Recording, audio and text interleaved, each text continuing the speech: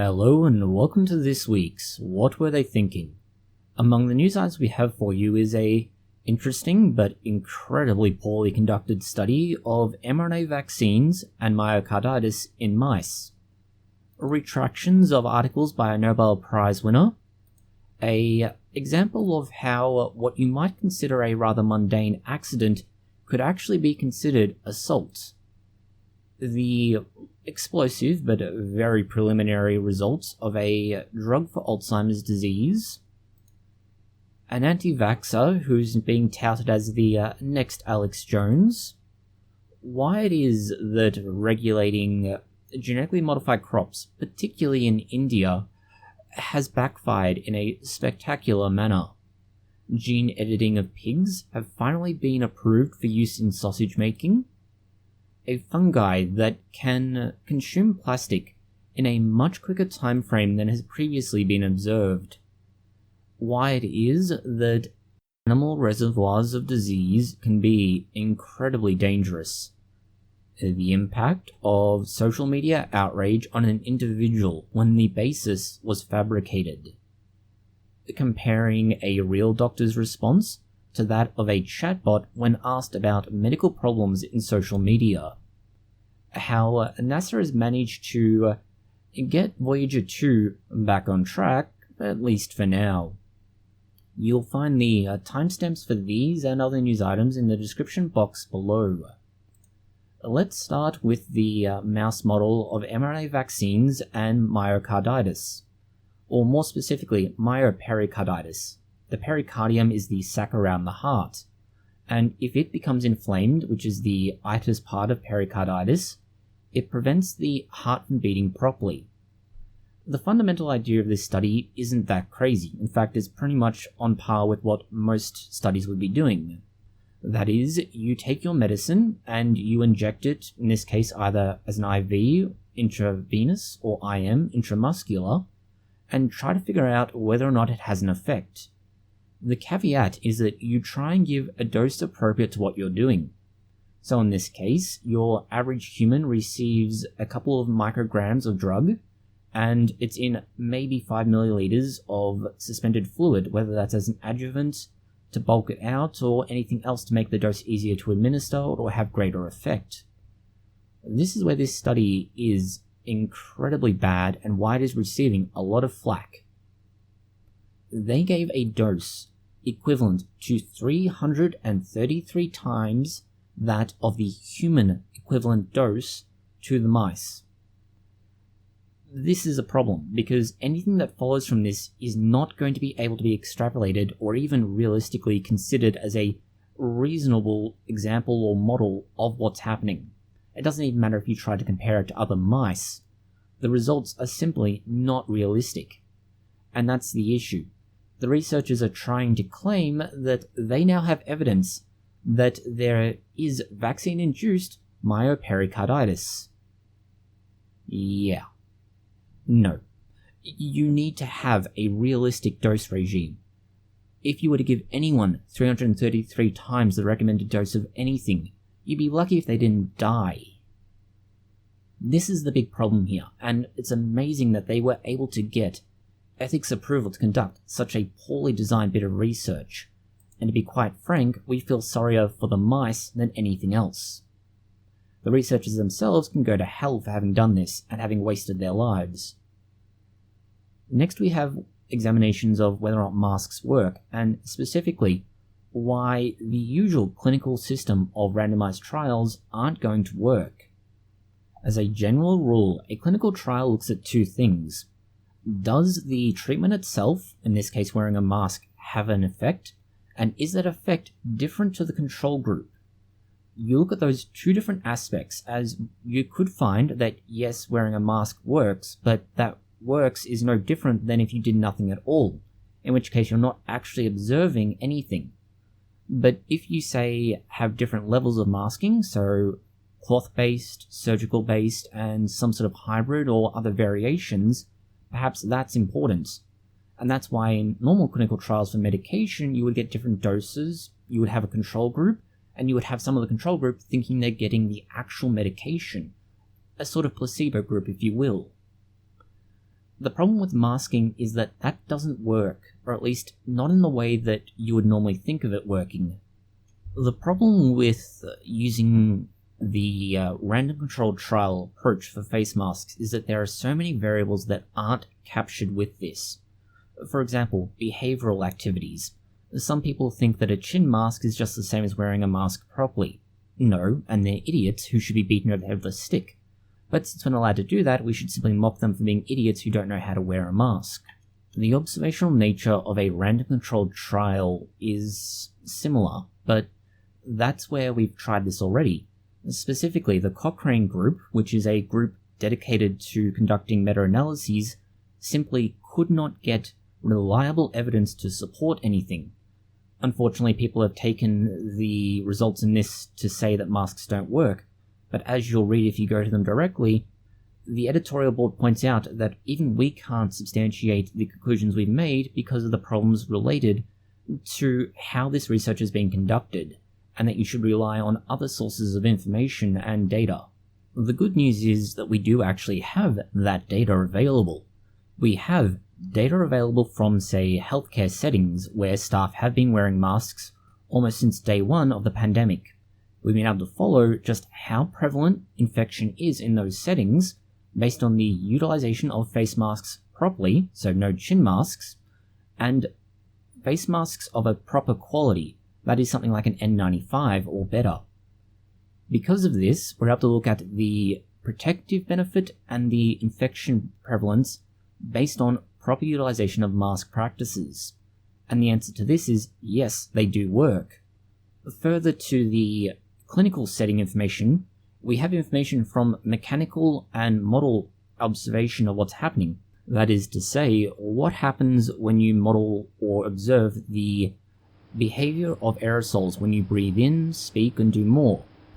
We can show what a mask does and the benefits and limitations of it based on that, not having to hopefully be able to observe results that are very uncertain, very unreliable, and often people are designing them in such a way that they're overstating what happened with too much confidence for the design that was used.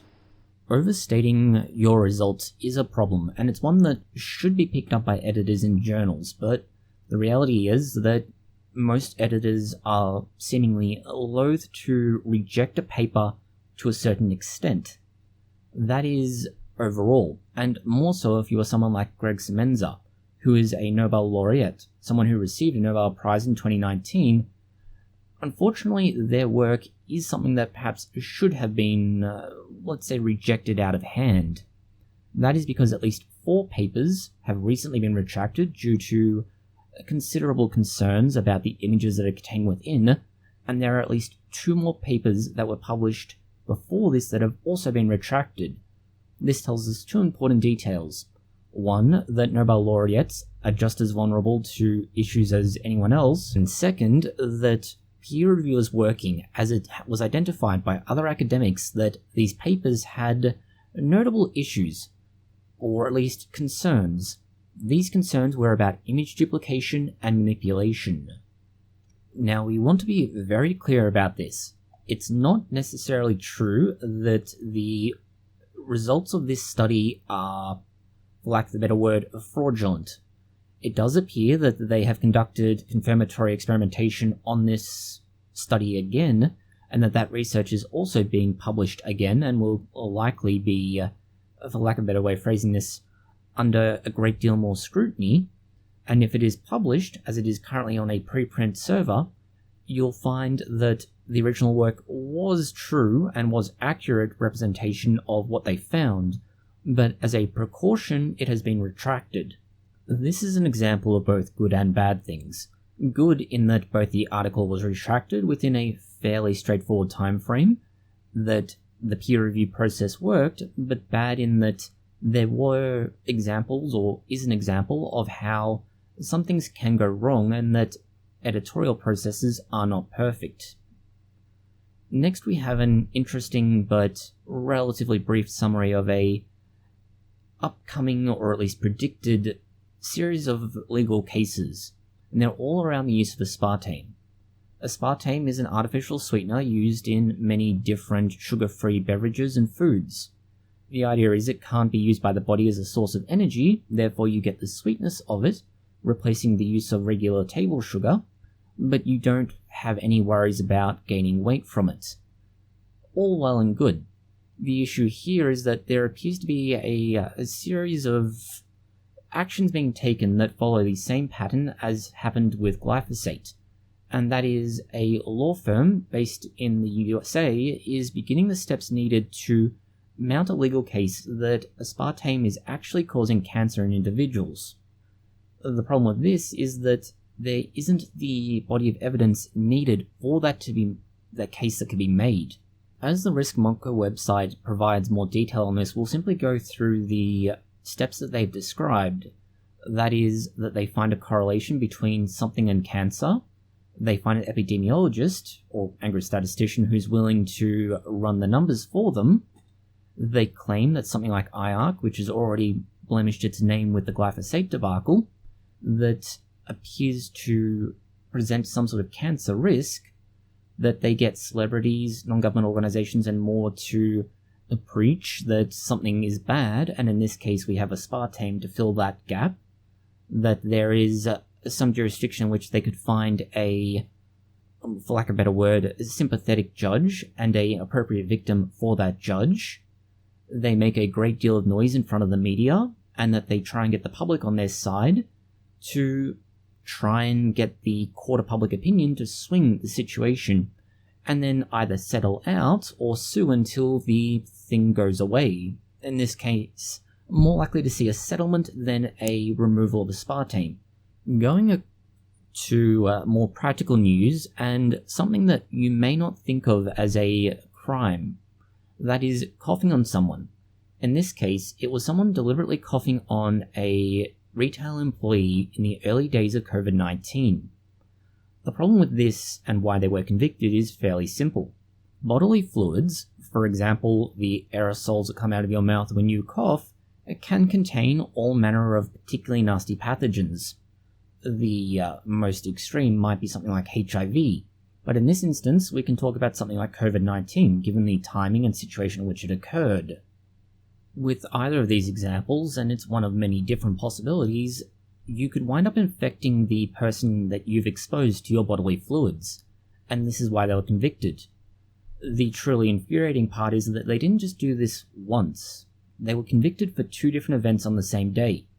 The slightly smaller silver lining to this is that the second conviction was simply because they ran a shopping trolley into the person's manager when they tried to stop them from walking out of the store with unpaid for goods. This is just amazing that they could be this stupid. It's almost surprising they weren't convicted of attempted theft as well. Going from the infuriating and stupid to at least something slightly more promising, research showing that there may be genetic evidence to help deal with things like dengue disease. Dengue is a virus that causes issues to do with the body, and overall it's largely not that important. It is a group of viruses, and they all have pretty much exactly the same effect on the human body.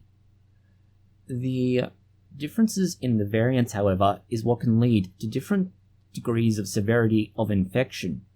By looking at the different kinds of severity, they're able to figure out that it's possible to develop not only an mRNA vaccine, but an mRNA vaccine against all of the different strains. Because of this, we're able to deal with what is currently a particularly nasty and rather particularly difficult to handle virus simply by vaccinating individuals the same way we have with, say, chickenpox, COVID-19, hepatitis, and more. The mRNA vaccine that they're looking at is currently set to start clinical trials in the near future. In a similar line of new discoveries and particularly drug development pathways, there's a new drug that Eli Lilly is looking at, and it appears to have had a big impact on Alzheimer's and the cognitive decline associated with it. The drug is called donanemab, and it's been making headlines recently due to some of the early results that appear to be very promising. The reason this particular drug is so let's say radical, is not that it's going to stop Alzheimer's disease. We're not that far along the pipeline yet for treating it. Rather, this is going to slow down the deterioration of the mind of individuals who are in the earlier stages of Alzheimer's, and it's going to reduce the rate at which they decline by about 66%. So you're going to have about 3 times as long with the individual having not necessarily full, but far more control of their cognitive functions. It's unfortunate, but Alzheimer's disease is, to be quite blunt, one of the more insidious and brutal diseases out there. It's simply the fact that individuals who have it gradually lose their mind, memories, where they are, bodily control, all the things that make them who they are. So while their body may be healthy, or at least as healthy as someone who's elderly can be, their mind is no longer there. As promising as this is, it is important to remember that the drug isn't yet approved, and they're not yet sure when they're going to get approval. The hope is by the first half of next year, so 2024 at some point, but whether or not that happens is going to be up to the FDA. In other groundbreaking news, we have the in utero surgery for a fetus that had a malformation of their brain. This is very much amazing, although it's also an amazing progress in terms of pre-existing surgical interventions. For developing fetuses or feti that are in uteri or in the uterus, they are already able to deal with some of the more well-known issues. For example, congenital heart defects, at least some of them. In this case, though, this is brain surgery in the uterus before the baby's born. The brain surgery is already hard enough in most cases, but this is brain surgery of something that's incredibly tiny, inside another person, and in an area that is incredibly delicate. The surgery itself is working on a place called the vein of Galen malformation, and it's a weirdly formed vein within the brain that lets blood go too fast through the brain, and it can lead to brain damage, hemorrhage, and more. By dealing with it before the baby is born, they can hopefully ensure both the survival of the born child and a completely normal ongoing life. The surgery doesn't involve completely opening up the mother and uterus. Rather, instead, they're using ultrasound to guide the entirety of what they're doing. And this lets them minimize the disruption to the mother, the fetus, and the uterus itself, which means that the child can develop normally for as long as possible. In some ways, this does, however, have similar reality checks to the previous news item, and that is, this is the first such, let's say, example, that it's very early clinical trial results, and that many more examples will be needed before it can be approved as a legitimate protocol and treatment for the same issues. Next, we have a interesting news item from the BBC. Largely that it's interesting because, well, they go through a lot of the background for an individual that has made their name more recently. That is Stu Peters. The man behind the film died suddenly. Although it's touted as a documentary, it's incredibly baseless, poorly made and poorly conducted, and calling it a documentary would be incredibly generous. Because of who they are, what they do, and a variety of other things, the BBC has described them as the possible next Alex Jones. Now, Alex Jones is hilarious, but only for the memes he generates, not for his actual content. Unfortunately, a lot of what he's done is not only incredibly questionable, but outright wrong. As a result, although, yes, the memes are hilarious, they're not really worth the shit show that he stirs up. This individual is pretty much the same. The BBC article goes through a range of things that they have done and just why and what they're wrong for. Some of it more useful than others. In weird news that builds on celebrities, we have how Jack Ma has changed his role and this is perhaps the most accurate description of what he's done. Jack Ma is the one of the founders of Alibaba, and he is worth an absolute fortune. He is perhaps one of the richest people in China, or perhaps one of the most legitimately rich people in China. For someone who's made his money in retail, technology, and finance, he's decided to become a educator in the Tokyo College, and that would be great if, say, he was focusing on technology, retail, or finance. But no, he's taking up a teaching role with agriculture. His work will primarily focus on what, again, could be kindly described as sustainable agriculture and food production. How the richest man in China knows much of anything about this is a very interesting question, and to an extent, why he's doing this is all the more interesting as well. Consider that Jack Ma recently had gone off the grid, where nobody knew where he is or what he was doing, but is suddenly available to do this, makes us think that perhaps he's not very interested in returning to mainland China at the moment. What we're disappointed by is that Tokyo College is run by the University of Tokyo, and that the University of Tokyo is allowing somebody who is, to be quite blunt about it, unqualified, inexperienced, and lacks the necessary ability to teach these topics. Moving on to other agricultural news, and it's a interesting article from India. Specifically, it talks about how the fact the Indian government did not allow Indian farmers to grow genetically modified crops for a very long time has now begun to have implications on what those farmers are doing, and specifically how they're choosing to illegally buy through the black market genetically modified cotton seeds to grow them. The reason they're growing them is very simple. BT cotton, which is one of the major choices, creates its own pesticide internally. This means that the pests that would normally eat the cotton plant and prevent them from getting a good yield, or having to spend lots of money on pesticide, no longer have that concern. They can instead make considerably more money. Remember that this is a genetically modified crop that is illegal to grow. That's important to remember because that genetically modified BT cotton makes up about 20% of the cotton grown in India.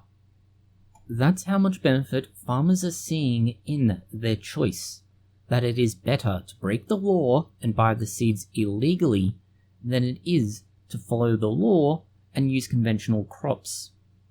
The effects of this are not just apparent in terms of possible criminal or civil penalties. Rather, it has carry-on effects. For example, the fact that illegally run businesses selling seeds are losing 20%, and that's based on the current year's numbers, of people who would be buying those seeds to grow.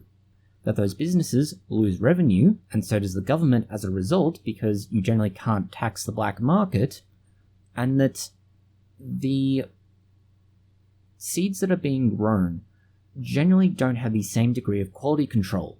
So you don't know if somebody is actually buying what they think they're buying.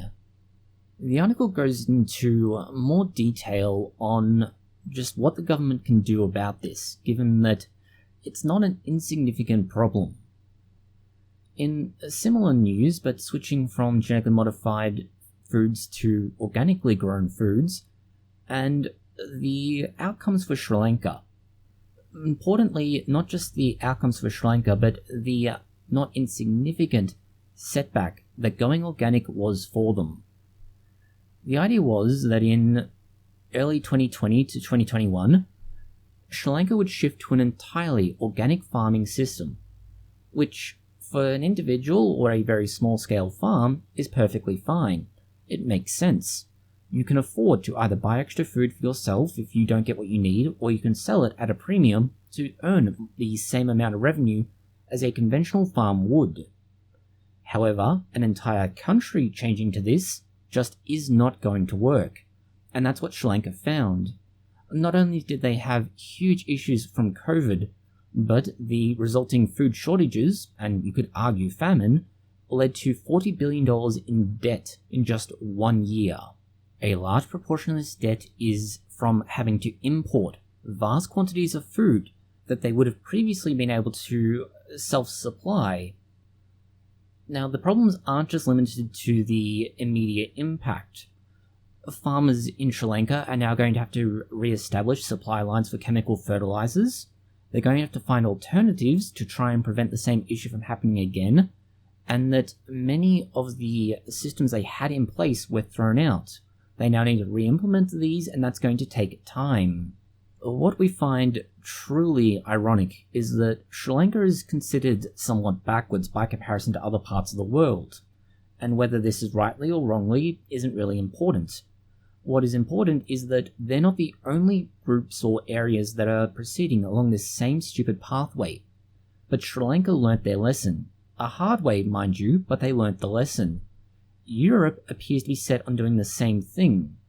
They've set a target that by 2030, they want 25% of food grown in the European Union to be organic.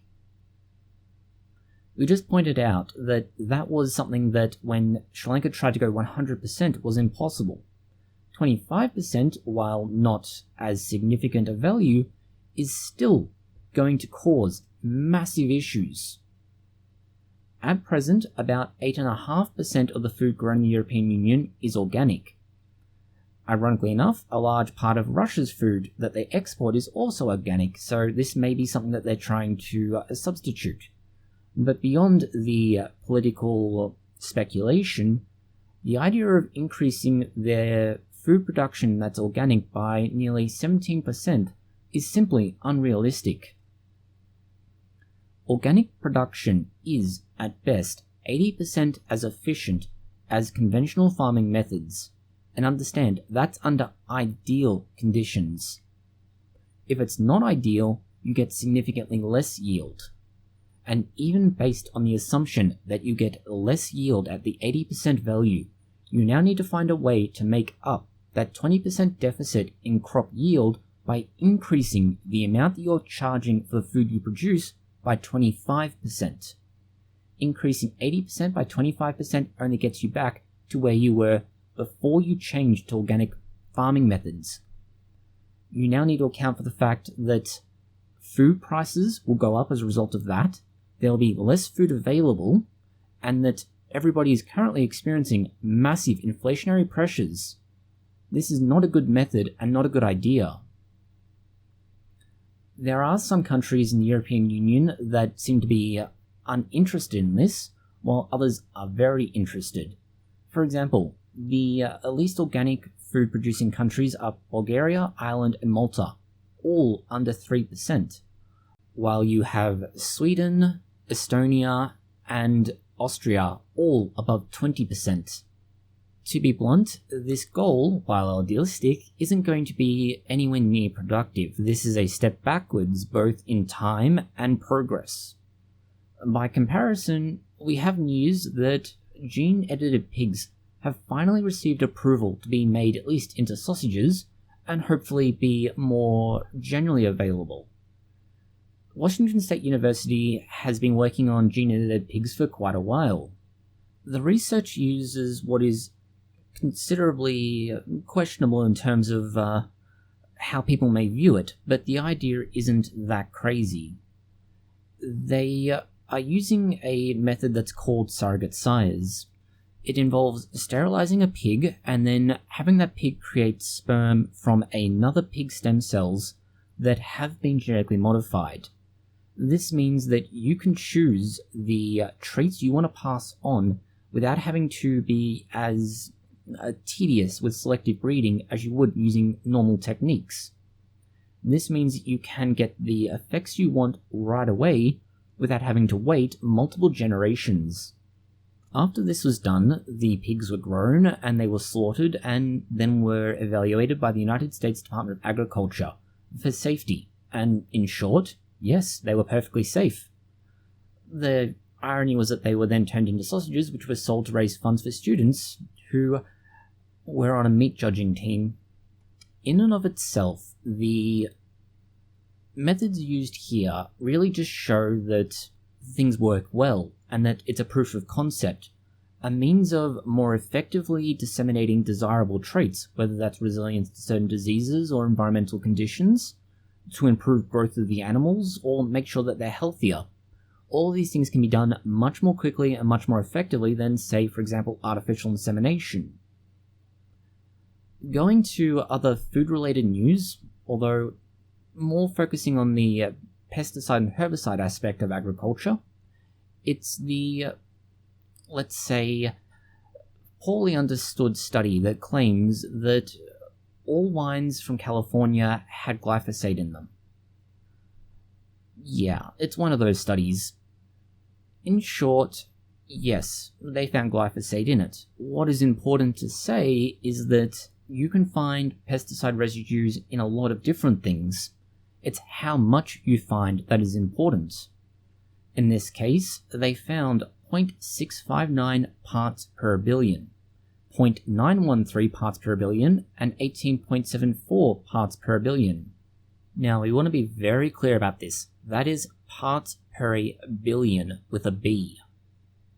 The FDA and EPA have very clearly given out directions that the permissible amounts are between 0.1 to 400 parts per million with an M. That means all of these numbers, at a minimum, would require several zeros on the end of them to even begin approaching the lower end of the permissible amount of glyphosate. More importantly, it claims like glyphosate doses as low as 0.1 parts per billion annihilate beneficial gut bacteria are a load of crap. More so when it goes on to claim things like breast cancer destroys nerve cells, damages the kidneys and liver. This is, to be quite blunt about it, horseshit. Utter and complete horseshit. All they've said here is wrong, and in no uncertain terms. They don't even appear to understand the basic mechanism by which glyphosate works, and are more than likely spouting some bullshit from another blog post they've read. And it is embarrassing, which is why we mention it. It's not that it's particularly interesting news, it's just so dumb that it's amazing that they even bothered to try and publish this. Why we find it so embarrassing and stupid is that you have less than 0.0001% glyphosate, at its most possible dangerous level, a possible carcinogen, versus a up to 18% known carcinogen in wine, otherwise called ethanol. They're completely missing the point, and they're completely overstating the ridiculous levels of confidence and impact this has. And to put it in a slightly more damning context, the lowest levels were in organic wine that shouldn't have glyphosate in it at all. So there's clearly something not right with their methods or their sampling. In at least slightly more positive news, and something that will somewhat make up for that stupidity, it's the discovery of a fungi that can break down plastics in 140 days. The somewhat conventional wisdom is that most plastics will take years, and possibly hundreds of years of that, to break down in the environment under normal biodegradable conditions. When you combine it with some bacteria, fungi, and other microorganisms, you can bring that down, but it's still years, if not tens of years, to happen. That we can do this in roughly 1/3 of a year is very promising. More so, as the article notes, you have about 175 million tons of plastic waste a year going to rubbish tips or landfills. Given that a great deal of the plastic that enters into the consumer market for the world is generally sent to landfills rather than recycled, this is an important development. The simple reality is, something like takeaway food, a plastic wrap used for temporary storage or covering of food, disposable and single-use plastic bags or containers for things like bread, cereals, and more, all of these, they require a great deal more time and they're very, very common. Being able to break them down quickly is desirable, and while it may add an extra step, notably that the plastics had to be heated and treated with UV radiation along with a chemical to make it so that the fungi could do this as quickly as it does, it means that we could theoretically be able to reduce the environmental impact of the plastic marketplace. Shifting to animals, and the interesting example of Australian insects using tools, and it's an insect called an assassin bug. It's using resin from a plant, and that resin allows it to catch their prey and hold on to them while they kill them and then proceed to eat them. While it's true that insects, for example ants, will use tools or other creatures like, say, aphids, for farming and similar, it's not a common behaviour. This is why the assassin bug is interesting. Not only do they appear to use them, but they appear to use them more frequently. This means that they could be a way of examining or studying the development of tool use, and notably the evolution of tool use. In other animal news, but this time specifically looking at gorillas and diseases, it's why if mountain gorillas became infected with Ebola, we would be in a really bad place. There are two reasons for this. The first is a little more depressing than the other. There are about 1,000 mountain gorillas left in the world, and if you start killing them off, because, for example, they got Ebola, or poachers were more efficient, the population would decline so far that we would be unable to sustain them. This means that the population would die off due to inbreeding, vulnerability to diseases, and a bunch of other issues that go with it. The other possible way for this to occur is that if Ebola got into them, Ebola would have the same effect on their population as it would be if they were poached. This means that we have two issues. Their population will decline, and they would be a reservoir of disease if they didn't die off.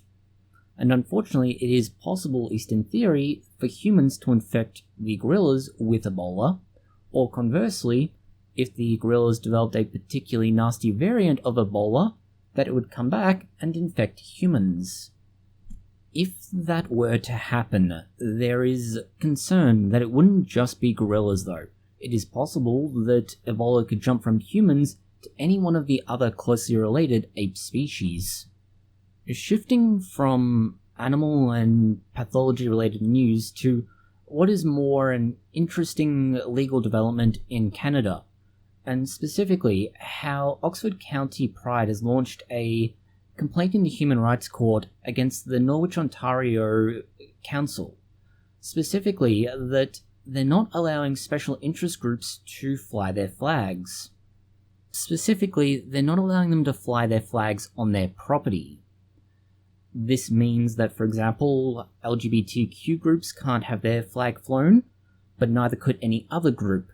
For example, a veterans group, a school group, similar sorts of groups. All of these would not be allowed to. And the reason why is that it was a 3-2 decision by the council to limit the number of flags and type of flags that can be flown to fundamentally be only civic flags. These would be either the local council's flag, the region's flag, or even the country's flag, but not a group flag. Why exactly they think they have a rationale to initiate this case is one we don't quite understand, as it doesn't appear that any pride group is being exempted from this, as unless they are not classified as a special interest group, that doesn't make any sense. If they're part of the council, sure, it makes sense. After all, not being allowed to fly a flag that is explicitly allowed under this new decision would be somehow discriminatory, but they're being treated exactly the same as any and every other group. This in fact appears to be much of the rationale behind their decision. That is, They are quoted as saying that their reason is civic flags best represent all groups of people and allow everyone to coexist in harmony, regardless of their identity or beliefs. The article does appear to consult a purported expert who argues that by refusing to support any group, it's instead a subtle form of discrimination against a particular group, which has a logical inconsistency that just can't be understood. Next we have why this sort of phenomena is crazy, and a specific example of a UVA student. Morgan Bettinger was a student at UVA, and they were accused of pulling up to a black woman in Charlottesville and claiming that the woman and other people there would make for good speed bumps. In the meantime, the student was subjected to a number of punitive measures by the university, who investigated it. Eventually, the student did graduate, but not without many issues attached to this. The most significant is that their reputation has been destroyed publicly. Alongside this, their record has a massive mark on it about what happened. The challenge is that there were several investigations, not only by the university, but by students as well. What they found was that the allegations had no supporting evidence. None. Ever. This is despite all of these events apparently occurring in front of at least 30 people who could have substantiated if true. The worrying thing is that the investigations appear to have found the opposite to be the case. That is, the individual who made the allegations against this female student was making it up. The article goes into a great deal more detail on what could be kindly described as the kangaroo court that was conducted, and the way the university absolutely botched the entire thing. Shifting to other university-related news, and the way that a high-ranked academic within a university has been chastised and shamed about their personal interactions on social media. There is a line between your own personal online activities and those of a university that you are either employed by or part of. In this case, the Thomas Jefferson University staff member, specifically their president, Mark Tarczynski, is accused of careless use of his Twitter account. His Twitter account happens to have liked questions about COVID-19 vaccines and questions gender reassignment surgery. Yeah, the guy has a right on social media to ask about these things. And in this case, it wasn't even that. They were liking tweets questioning it, which is a legitimate thing to do. But there's a difference between liking a tweet, sharing a tweet, and endorsing a tweet.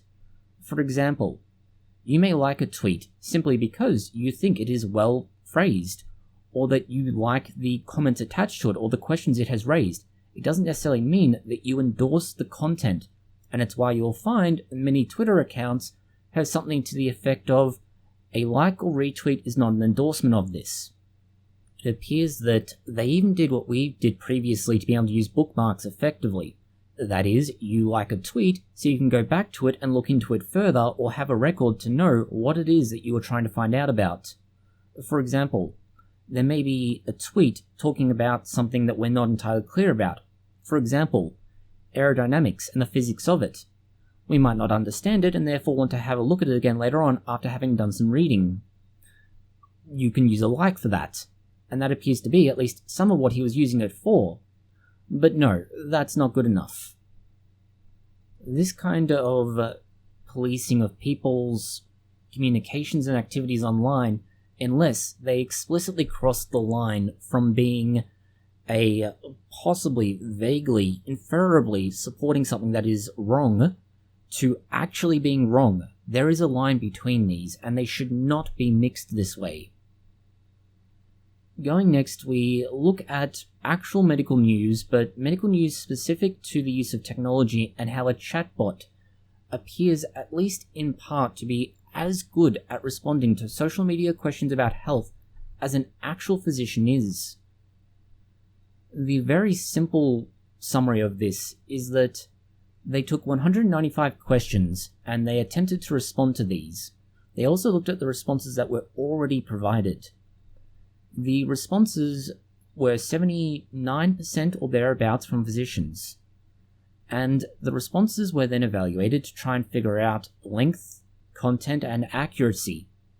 Generally speaking, chatbot responses were better than those from a physician, and considering that this is social media, the fact that you could get both a physician and a decent response at all is surprising. Overall, it would seem that AI, or at least in this case something close to it, is able to improve responses and lower the demand on clinicians, something we've said before with regards to the possibility of being able to use machine learning and possibly in the near future AI to help with oncology, but also in many other aspects of healthcare settings, such as having decision support trees that can streamline the treatment of patients.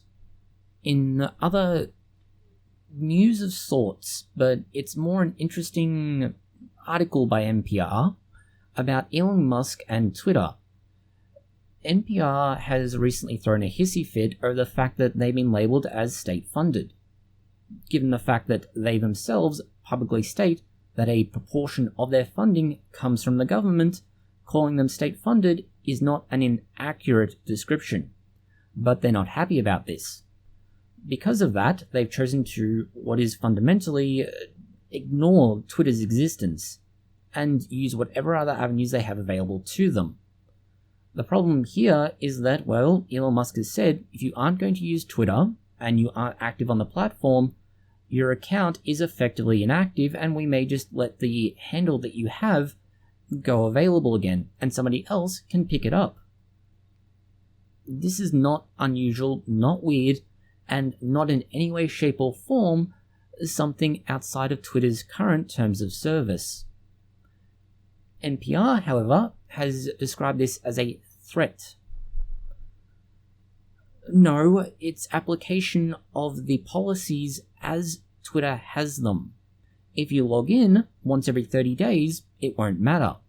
Ideally, you do so earlier to allow time for accidents, but a minimum of once every 30 days would prevent this entire issue. But they're complaining because, well, we don't want to have to do that, it would appear. Which, frankly, it's making a mountain out of a molehill and only adding to the, let's say, drama online, and all because they don't like the fact that they were labelled state-funded. In specifically space-related news, we have an update to Voyager 2. Voyager 2's had some difficulties recently with signals not coming through clearly or not being received clearly. This is not surprising, it's a 45-year-old probe, and given the harshness of space, it's no surprise that it's starting to see wear and tear, more so for the fact it's between 12 and 14 billion miles away from Earth. That is approximately somewhere between 18 and 20 billion kilometers away.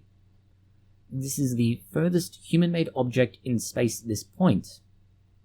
The problem is those malfunctions were leading to issues, and the only way to really fix them was for NASA to hack back into their probe and play with its power system to make it work once more.